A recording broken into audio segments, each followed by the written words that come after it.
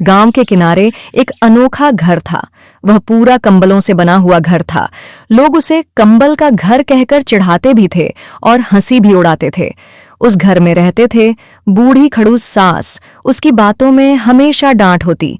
उसका बेटा राजेश, सीधा सादा और भोला किस्म का आदमी, और उसकी नई नवेली दुल्हन रीमा, जो अभी कुछ ही दिन पहले शादी करके इस घर में आई थी। सुबह सुबह रीमा ने धीरे धीरे आंखें खोलीं। बाहर से हवा की सुइयां जैसे कान में चुभ रही थीं। उसने देखा कि कंबल का घर हिल रहा है। अरे राजेश, इतनी ठंड, ये घर भी जैसे कांप रहा है। पास में लेटे राजेश ने हंसते हुए कहा, डर मत रीमा, ये घर देखने में अजीब है पर अंदर से बहुत गर्म है। देखना, बाहर बर्फ जमी है और हम आराम से सो रहे हैं। इतने में पास ही खड़ूस सास की आवाज गूंजी, अरे सोते ही रहोगे क्या? घर का काम कोई करेगा कि सब ठंडी में आलसी करेंगे? रीमा घबराकर उठ बैठी। शादी को मुश्किल से 15 दिन हुए थे और सास की डांट रोजाना की आदत बन चुकी थी। जी अम्मा, बस अभी नाश्ता बनाती हूं। दिन चढ़ा तो गांव के बच्चे खेलने आए। वे कंबल के घर को देखकर हंसते और खींचतान करते। एक बच्चा बोला, अरे देखो, मेरा घर तो मिट्टी का है लेकिन इनका पूरा का पूरा कंबल का है। चलो इसमें छुपन छुपाई खेलते हैं। दूसरा बोला, नहीं नहीं, हम सब कंबल का टुकड़ा खींचकर भागेंगे। और सचमुच एक एक बच्चे ने घर का किनारा खींचा। सास बाहर आकर चीखी, अरे बदमाशो, भागो यहां से, वरना कान पकड़कर गांव के चौपाल तक घसीट ले जाऊंगी।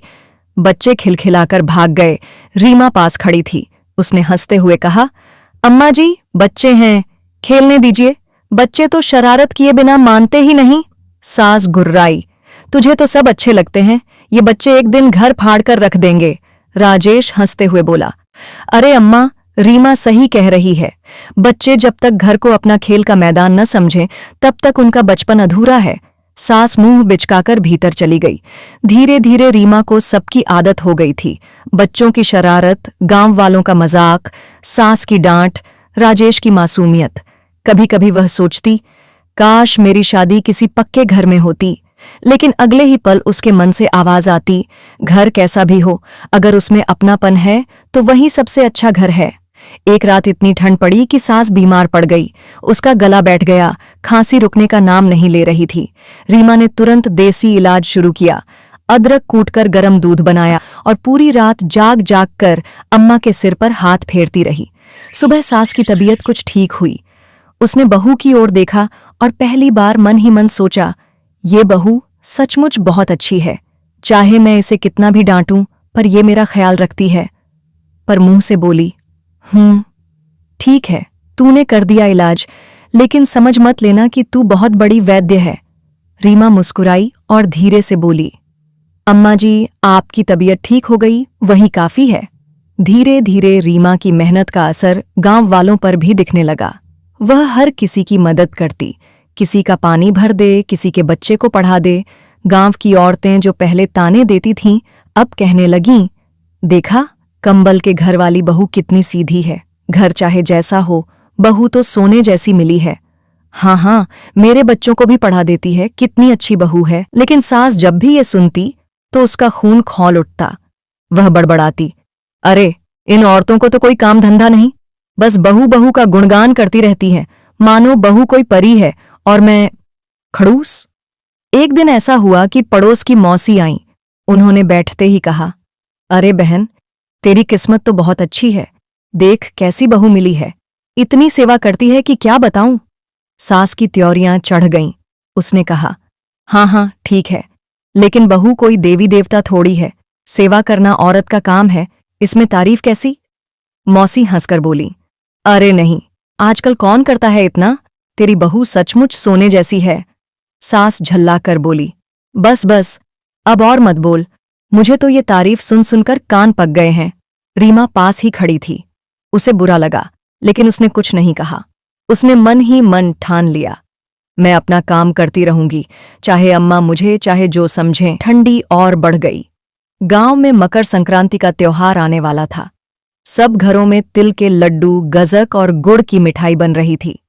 रीमा ने सोचा, अगर मैं अम्मा और राजेश के लिए कुछ अच्छा बना दूं तो घर में मिठास आ जाएगी। वह तिल गुड़ के लड्डू बनाने लगी। गांव की औरतें आकर बोलीं, वाह रीमा, तू तो हाथों से जादू करती है, इतने स्वादिष्ट लड्डू तो किसी ने नहीं बनाए। राजेश ने भी छक्कर कहा, सचमुच रीमा, ऐसे लड्डू तो पूरे गांव में नहीं मिलेंगे। सास ने यह सुना तो आंखें लाल हो गईं। उसने गुस्से में कहा, क्या बकवास है, गुड़ और तिल मिलाना कौन सा बड़ा हुनर है, हम तो आंख बंद करके बना लेते थे, ये बहू तो बस दिखावा करती है। सब चुप हो गए। रीमा का दिल दुखा, पर उसने कुछ नहीं कहा। उस रात राजेश ने रीमा से कहा, तू बुरा मत मानना, अम्मा का स्वभाव ही ऐसा है, उन्हें किसी की तारीफ बर्दाश्त नहीं। रीमा ने धीमी आवाज में कहा, मुझे फर्क नहीं पड़ता राजेश जी, मैं तो बस चाहती हूं कि घर में अपनापन रहे, चाहे अम्मा मुझे जितनी भी डांटें, मैं अपना फर्ज निभाऊंगी। राजेश ने बहू का हाथ पकड़कर कहा, तू सच में बहुत अच्छी है रीमा, पर अम्मा को समझने में वक्त लगेगा। सर्दियों के दिन और गहरे हो चुके थे। गांव में चारों तरफ बर्फ जैसी ठंड और कंबल के घर की दीवारें लगातार हिल रही थीं। रीमा रोज की तरह सुबह सुबह उठकर चूल्हा जलाने लगी। उसने अम्मा और राजेश के लिए गर्म दूध रखा और घर का हर काम चुपचाप करने लगी। अम्मा को यह सब देख देख कर भी चैन नहीं पड़ता। वह बड़बड़ाती, सब दिखावा है, लोग समझते हैं ये बहू बहुत अच्छी है, असली रंग तब सामने आएगा जब इसे असली कठिनाई होगी। राजेश ने कहा, अम्मा आप हर वक्त शक क्यों करती हैं, रीमा सच में मेहनती है। अम्मा ने गुस्से में कहा, अरे तू चुप कर, तुझे तो अपनी बीवी की ही परवाह है, मां की कोई कद्र नहीं।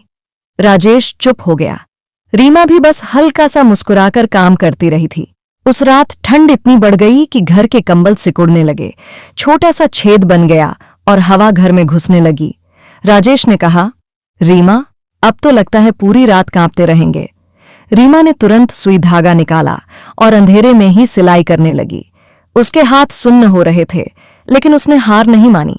अम्मा पास बैठी थीं, उन्होंने देखा भी, पर मुंह से कहा, इतना नाटक करने की जरूरत नहीं, थोड़ी ठंड से कोई मर थोड़ी जाएगा।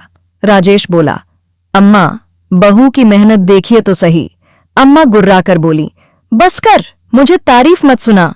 धीरे धीरे रीमा को अम्मा की इस आदत की भी आदत पड़ गई थी। वह जान चुकी थी अम्मा को अभी समझने में वक्त लगेगा। कभी कभी पड़ोसी आ जाते और रीमा की तारीफ कर देते, अरे अम्मा तुम्हारी बहू तो बहुत सुंदर और समझदार और सच्ची है। अम्मा का चेहरा तमतमा उठता, बड़बड़ाती, हाँ सबको बहू ही नजर आती है, मेरी तो कोई इज्जत ही नहीं रही। राजेश समझाने की कोशिश करता, अम्मा लोग सच ही कहते हैं बहू बहुत अच्छी है, लेकिन अम्मा सुनने को तैयार नहीं होती। एक रात अचानक अम्मा को तेज बुखार चढ़ गया। ठंड ने उन्हें पूरी तरह जकड़ लिया। रीमा घबराई नहीं, वह पूरी रात जागकर उनके लिए भाप बनाती रही, हल्दी वाला दूध तैयार करती रही और उनके पैरों को दबाती रही। राजेश ने कहा, रीमा कब तक अम्मा के पास बैठी रहेगी, बस अब सो जा, बहुत ठंड है मैं और तू जमीन पर बैठी है, थक जाएगी। रीमा बोली, राजेश जी, अम्मा तो मेरी भी माँ जैसी ही हैं। अगर मैं ही उनका ख्याल न रखूं तो भला और कौन रखेगा। माँ का स्थान इस संसार में कोई नहीं ले सकता। बचपन से लेकर आज तक उनकी दुआओं ने ही हमें संभाला है। उनका साया ही हमारी सबसे बड़ी दौलत है। आज अगर वो बूढ़ी और कमजोर हो गई हैं तो ये मेरा ही फर्ज है कि मैं उनका सहारा बनूं, उनके दुख सुख का साथी बनूं। अम्मा आधी नींद में थीं, पर यह सब सुनकर उनका दिल कहीं न कहीं पिघला। फिर भी सुबह उठते ही बोली, ये सब तो बहू का ही काम होता है। घर में बैठी है तो सास ससुर की सेवा करना ही पड़ेगा। खाना पीना रहना सहना सब यहीं का है, तो बदले में सेवा करना कोई एहसान नहीं। ये तो तेरी जिम्मेदारी है। बहू अगर घर में है तो बड़ों की देखभाल करना ही पड़ेगा, इसमें कोई नई बात नहीं है। रीमा मुस्कुराई। उसने मन ही मन सोचा, अम्मा को समझने में वाकई वक्त लगेगा। कंबल का घर अब भी ठंडी हवाओं में कांपता था। अंदर अब भी अम्मा की डांट गूंजती थी, लेकिन रीमा हर काम चुपचाप करती रही, बिना गुस्सा किए, बिना थके, बस मुस्कुराकर। राजेश सोचता, घर चाहे जैसा भी हो, मुझे तो सोने जैसी बहू मिली है। और अम्मा अभी भी खड़ूस बनी बैठी थीं। उनका चेहरा सख्त था, आवाज तेज थी, पर कहीं भीतर उनका दिल धीरे धीरे पिघलना शुरू हो चुका था। तभी अम्मा ने धीरे धीरे आवाज दी, बहू इधर आ। रीमा चौंक गई। इतनी नरमी से अम्मा ने शायद पहली बार पुकारा था। वह तुरंत पास जाकर बोली, जी अम्मा, कहिए। अम्मा ने उसे अपने पास बिठाया। उनकी आवाज में अब पहले जैसी कड़वाहट नहीं थी। उन्होंने रीमा का हाथ पकड़ते हुए कहा, बहू, तू सच में बहुत अच्छी है। मैं ही तुझे हमेशा ताने मारती रही। मैंने सोचा था पता नहीं तू घर संभाल पाएगी या नहीं, लेकिन अब समझ गई हूं कि तूने इस घर को अपना घर मान लिया है। रीमा की आंखें नम हो गईं। उसने कहा, अम्मा, आप चिंता मत कीजिए। ये घर अब मेरा भी है और आप मेरी माँ जैसी हैं। मैं चाहती हूं कि हम सब मिलकर इस घर को खुशियों से भर दें। अम्मा की आंखों से भी आंसू टपक पड़े। उन्होंने बहू को गले लगा लिया और कहा, अब मैं तुझसे नाराज नहीं हूं। मेरी सख्ती को तूने जैसे सहा वैसा तो कोई और बहू नहीं सह सकती थी। बहू, आज मैं दिल से कह रही हूं, अब मैं तुझसे बिल्कुल भी नाराज नहीं हूं। तू सच में बहुत अच्छी है। मैंने तो कभी तुझसे प्यार से बातें की ही नहीं, हमेशा गुस्से में डांट दिया, ताने दिए, हर छोटी बड़ी बात पर तुझ पर इल्जाम लगाया, पर तूने कभी पलट कर जवाब नहीं दिया, कभी अपनी जुबान ऊंची नहीं की। उल्टा तूने हर बार मुझसे प्यार से ही बातें की।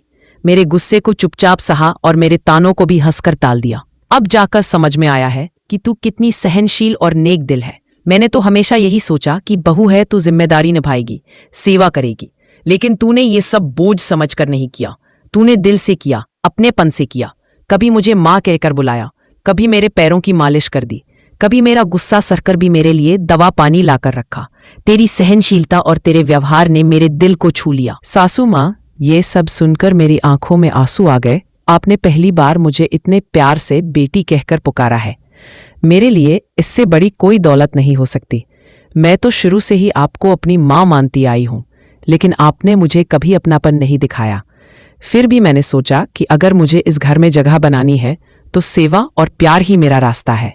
आपने मुझे जितना भी ताने दिए, जितनी बार डांटा, मैंने कभी बुरा नहीं माना, क्योंकि मैंने हमेशा ये सोचा कि माँ चाहे जितना गुस्सा करें, उनका गुस्सा भी आशीर्वाद ही होता है। अगर आज आप मुझे अपनी बेटी मान रही हैं, तो ये मेरे जीवन का सबसे बड़ा इनाम है। माँ, मैं वादा करती हूँ कि जब तक मेरी सांस चलेगी, मैं इस घर की इज्जत करूंगी, आपको कभी अकेला महसूस नहीं होने दूंगी। अरे बहू, अब तो तूने मेरा दिल ही जीत लिया है। सच कहूं तो मुझे शर्म आ रही है कि मैंने तुझे इतने सालों तक सिर्फ बहू समझा, बेटी नहीं। तूने कभी मुझे उल्टा जवाब नहीं दिया, हर वक्त मेरी सेवा करती रही, और आज तूने अपने मुंह से जो वचन दिया है उसे सुनकर मेरा दिल भर आया है। अब मैं तुझसे यह कहती हूँ कि तू सिर्फ बहू नहीं, मेरी बेटी है, मेरी संतान है। जिस तरह मैंने अपने बच्चों को पाला, उसी तरह तूने भी इस घर को संभाला है। अगर आज मैं चैन की नींद सो सकती हूँ तो तेरी वजह से, अगर घर में रौनक और बरकत है तो तेरी वजह से। बहू, तूने जिस धैर्य से और जिस प्यार से मुझे संभाला है, वैसा तो अपनी बेटी भी शायद न कर पाती। अब से तू सिर्फ इस घर की बहू नहीं, मेरी आंखों का तारा है, और मैं जहां भी जाऊंगी हर किसी से यही कहूंगी कि मेरी बहू नहीं, मेरी बेटी है, मेरी सबसे बड़ी ताकत है। सासू माँ, आज आपने मुझे बेटी कहकर जो सम्मान दिया है, उसके आगे दुनिया की सारी खुशियां भी छोटी लग रही है। मुझे ऐसा लग रहा है जैसे आज मेरी जिंदगी की सबसे बड़ी इच्छा पूरी हो गई है। जब मैं इस घर में आई थी तो मेरे दिल में एक ही ख्वाहिश थी कि आप मुझे अपनी बेटी की तरह अपनाएं, पर मन में डर भी था कि शायद आप मुझे बहू से ज्यादा कुछ न समझे। इतने सालों तक मैंने आपकी हर बात को माना, आपके ताने सुने, आपकी डांट सहन की, लेकिन कभी जवाब नहीं दिया, क्योंकि मुझे हमेशा लगता था कि आप जो कह रही हैं वो एक माँ ही तो कह रही हैं। मैंने जब भी आपके पांव दबाए, दवा दी या बिना कहे आपके काम किए, वो मैंने कोई फर्ज समझकर नहीं किया। वो तो मेरे दिल की चाहत थी, क्योंकि मैं जानती हूँ कि माँ चाहे कितनी भी कठोर लगे, लेकिन उनके बिना घर अधूरा होता है। माँ, आपके मुंह से ये सुनना कि तू मेरी बेटी है, मेरे लिए किसी आशीर्वाद से कम नहीं है। अब मैं आपको वचन देती हूँ कि मैं सिर्फ इस घर की बहू बनकर नहीं रहूंगी, बल्कि आपकी सच्ची बेटी बनकर हर सुख दुख में आपके साथ खड़ी रहूंगी। जब आप रोएंगी तो मैं आपके आंसू पोंछूंगी, जब आप बीमार होंगी तो मैं आपके लिए दवा भी बनूंगी और दुआ भी करूंगी, और जब आप थक जाएंगी तो आपके लिए सहारा भी बनूंगी। माँ, आज मुझे लगता है कि मेरी माँ जो मायके में है, उसका प्यार मुझे आप में मिल गया है। अब से मेरे लिए आप ही माँ है। मैं हमेशा ये सोचती थी कि जब तक आपके दिल में मेरे लिए जगह नहीं बनेगी, तब तक मेरी मेहनत अधूरी रहेगी। जब जब आपने मुझे डांटा, जब जब ताना मारा, उस वक्त मेरा दिल तो टूटा, पर मैंने कभी शिकायत नहीं की, क्योंकि मुझे भरोसा था कि एक दिन आप समझेंगी कि बहू भी बेटी की तरह हो सकती है। आज आपने मुझे अपनाया है तो मुझे लगता है जैसे मेरी सारी तपस्या सफल हो गई है। माँ, अब मैं चाहती हूँ कि आप मुझसे कभी दूरी महसूस न करें। मैं आपकी अपनी बेटी की तरह आपके हर दर्द में साथ खड़ी रहूंगी, आपके हर दुख को बांटूंगी।